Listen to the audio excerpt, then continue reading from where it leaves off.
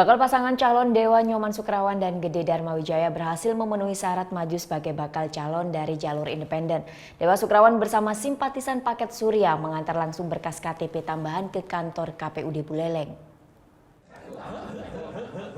Dewa Sukrawan mengantar langsung berkas tambahan KTP dukungan bersama partai pendukung ke KPUD Buleleng.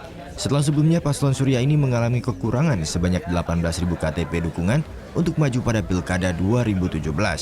Syarat minimal sebanyak 43.000 KTP dukungan berhasil dipenuhi, bahkan jumlah yang diserahkan mencapai 49.000 lembar KTP dukungan.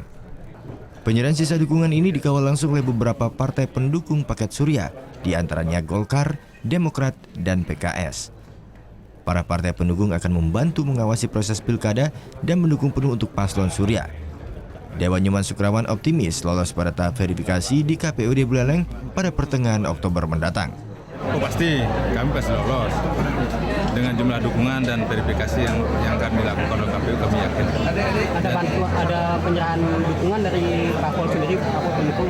Dukungan parpol itu dari Golkar kurang lebih 12.000, dari Demokrat kurang lebih 10.000, dan dari PKS kurang lebih 2.000. Polbara juga ada.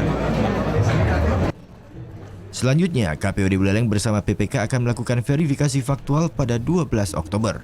Jika pada verifikasi tahap kedua ini mengalami kekurangan dukungan, maka pasangan dari jalur independen ini dinyatakan gugur. Dan KPUD Buleleng akan memperpanjang pendaftaran bakal calon Bupati Buleleng pada putaran kedua. Putu Wijana melaporkan untuk NET.